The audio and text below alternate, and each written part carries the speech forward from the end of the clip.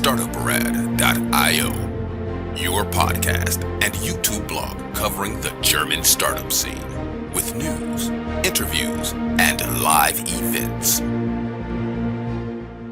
Hello and welcome. I would like to say it's a sunny welcome, but unfortunately it's rather gray here in New York.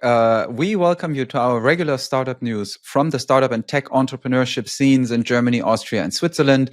We are back from our summer break. I only cling on to this like floral motif short sleeve I'm wearing.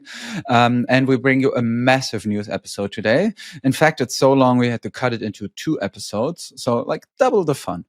Our startup news is recorded with me in New York City. Joe is joining from Frankfurt. Hey, from Nightly Frankfurt. Hey guys, how you doing?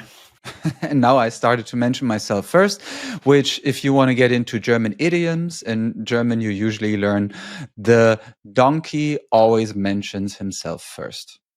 I learned that when I grew up. Der Esel nennt sich immer zuerst.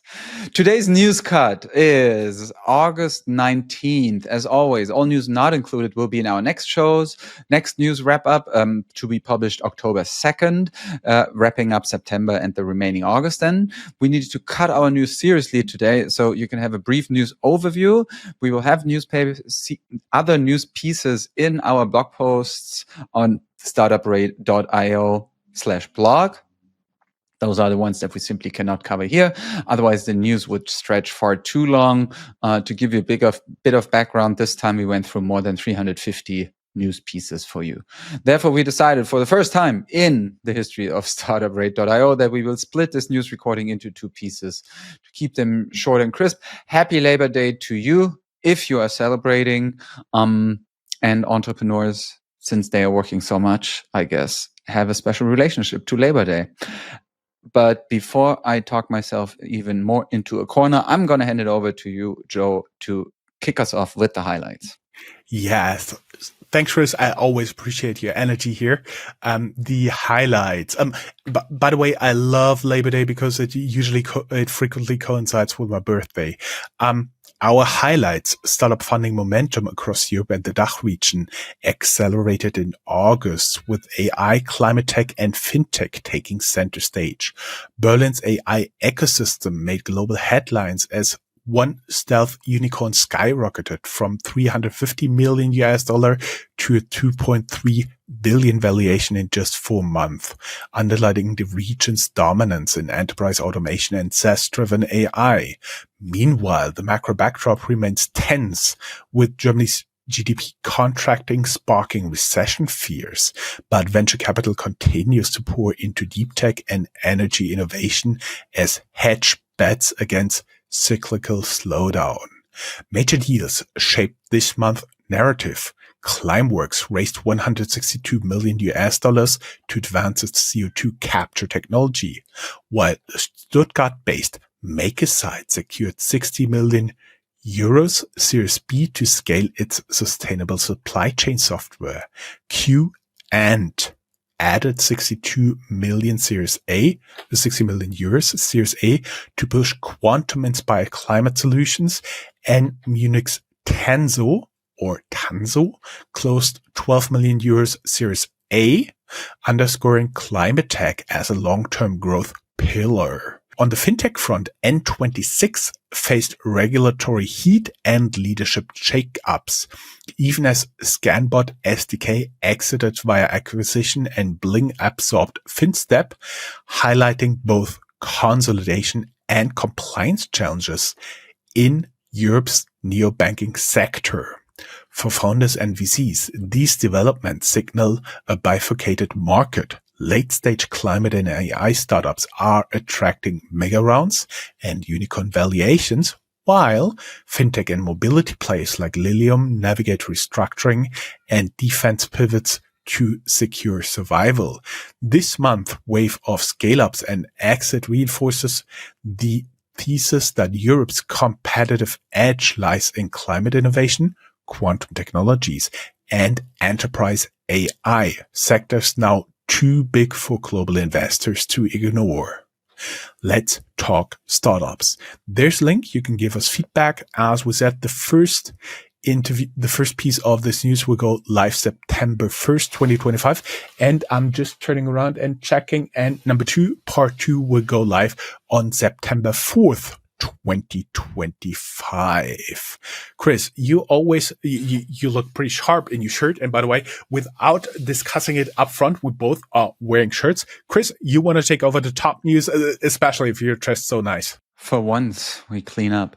I'm going to kick things off with Berlin's N8N. It's a workflow automation startup that has rocketed to a $2.3 billion pre-money valuation in August, like a week ago, after Accel led a mega round with Meritech Capital expected to join, marking one of Europe's biggest AI-driven automation deals this year. The company's value has jumped from just $350 million in March 24. So within 1.5 years, we have seen a more than 6 times increase there on the back of surging demand for AI agents and enterprise-grade workflow automation. They say they have an annual recurring revenue of more than $40 million and a 200,000 member community.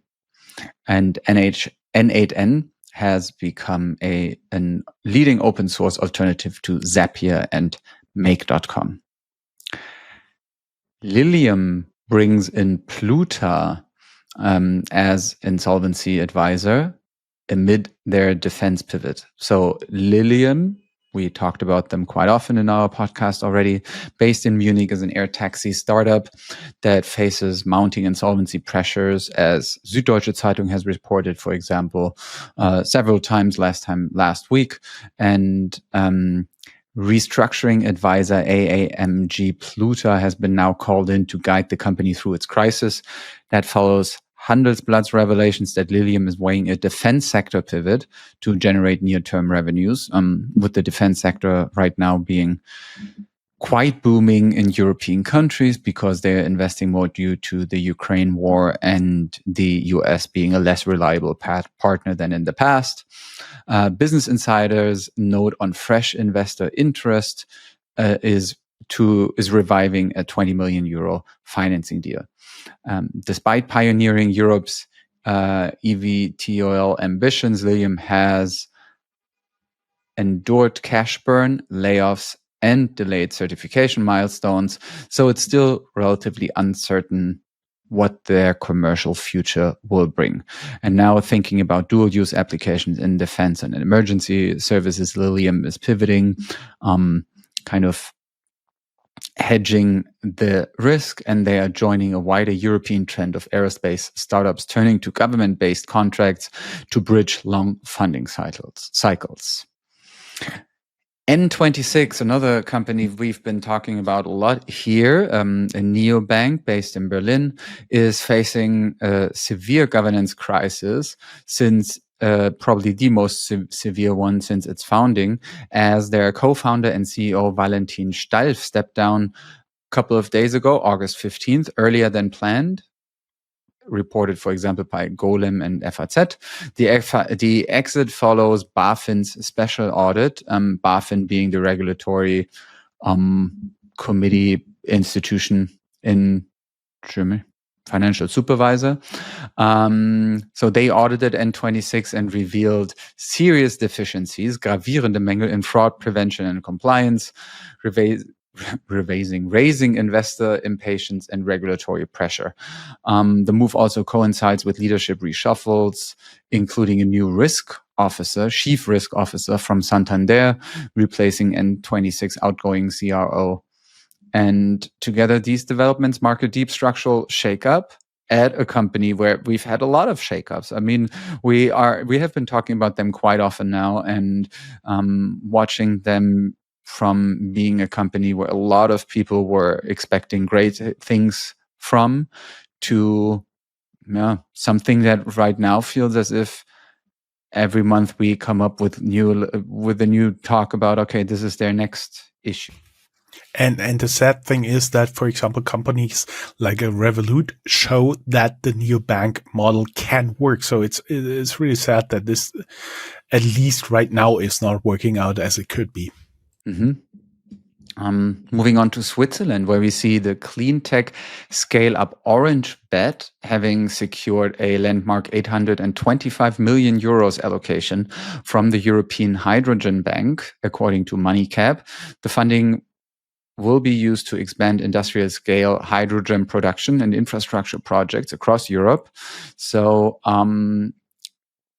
OrangeBet is going to become one of the largest single hydrogen allocations tied to a DACH-based company. OrangeBet's win underscores Brussels' determination to accelerate green hydrogen commercialization as part of the EU's decarbonization strategy, and it also positions the Swiss player alongside other continental leaders such as Sunfire from Germany or H2 Mobility. OrangeBet is targeting both industrial energy users and cross-border hydrogen corridors and aims to become a central enabler of Europe's clean tech transitions. And that's it with the really big top news section. And that leaves us with our first little ad break.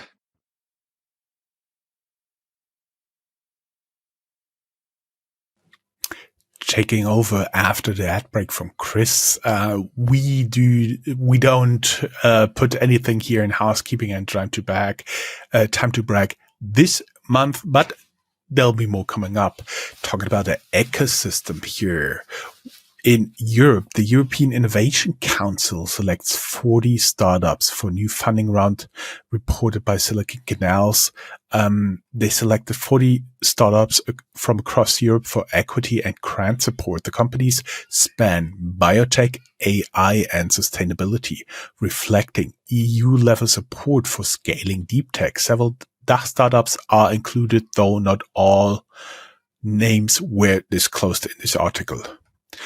Two companies, Quant, QWANT, and Ecosia launch STAN, STAAN, Europe's independent search index. TechCrunch reported that French search engine Quant and German eco-search provider Ecosia jointly launched STAN, a European search index designed as a privacy-first alternative to Google. They aim to enhance Europe's digital sovereignty and lay the groundwork for AI-native retrieval systems. The launch could reshape the European search and ad tech market. The talk going to Germany here. The Ifo Business Climate Index edges higher in July 2025. On July 25th, 2025, the Ifo Institute in Munich reported a modest increase in its closely watched Business Climate Index, reflecting cautious optimism in the German economy. Sentiment improved in industry and services, but remained weak in construction and retail. In other news, Dresden tops SumUp 2025 cost ranking for founders. Leipzig and Bremen follow. SumUp's analysis of 71 German cities ranked Dresden number 1 for cost-efficient funding, citing low retail rents, utilities, and competitive, effective corporate tax.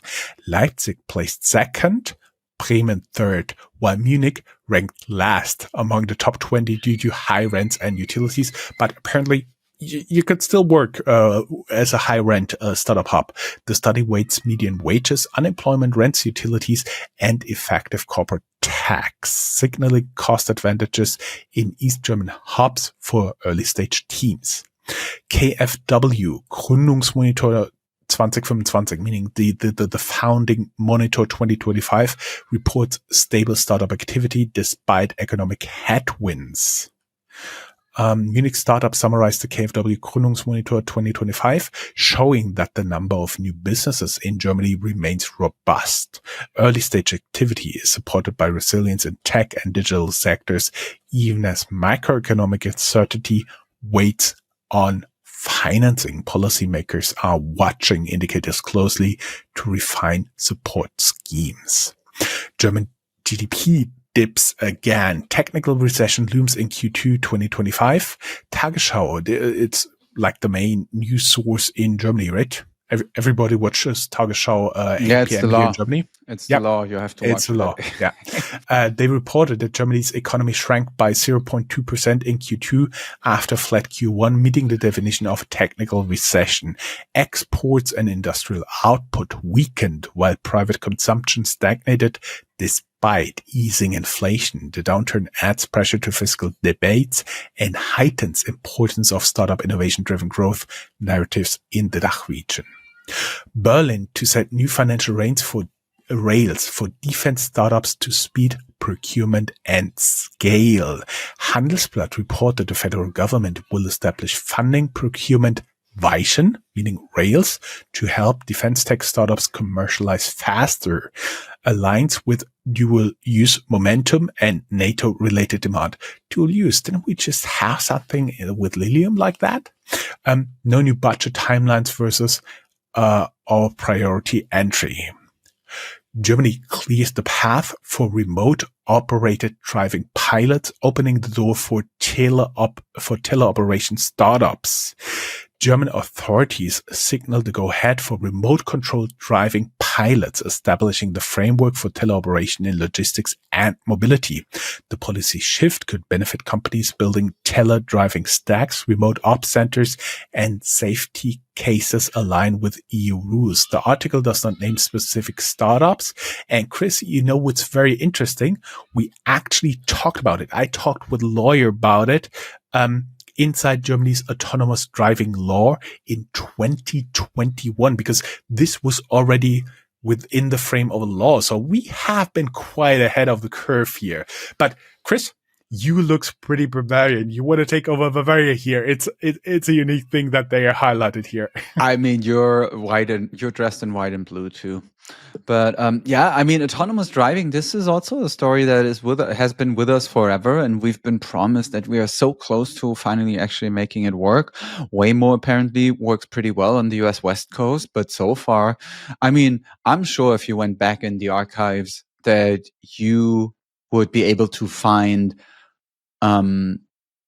assumptions, promises that would have said, okay, in 2025, there will be autonomous driving everywhere. And not much has happened. But we've already discussed it in 2021. So there will be one person ahead of a lot of screens. And if any autonomous driving vehicle gets into trouble, a human driver from a center takes over. That was basically the idea we discussed in 2021, and now it seems to become reality, at least in parts. Mm-hmm. There also was a huge report in Guardian based on reporting, I think, even for Handelsblatt from Germany, about how nonchalant Tesla actually deals with really deadly crashes and the car taking over when the drivers don't really want it. And then actually a lot of times the people who are the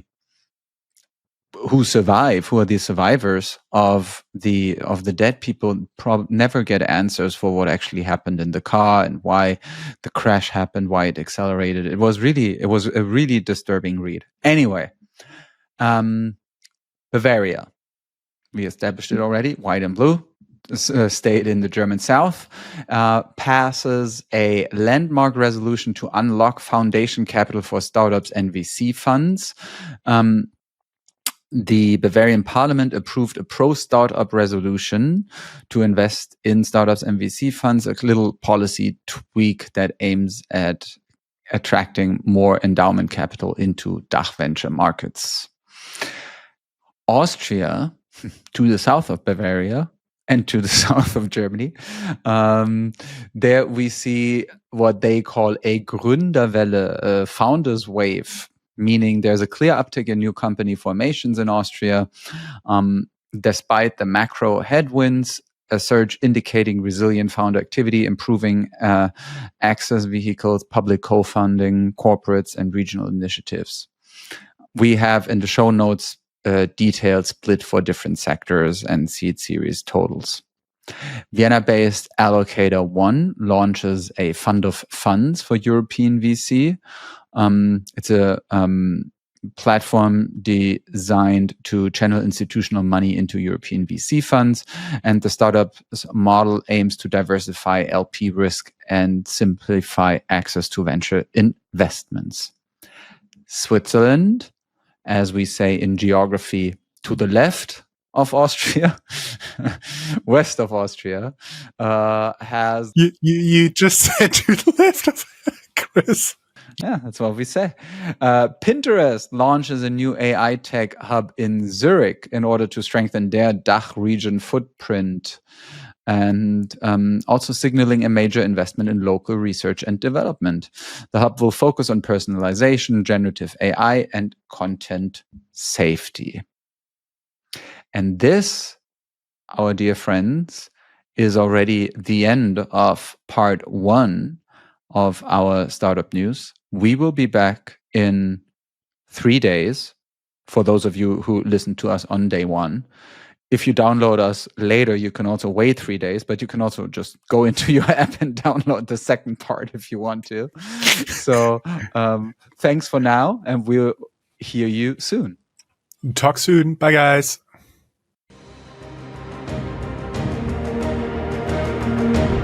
That's all, folks.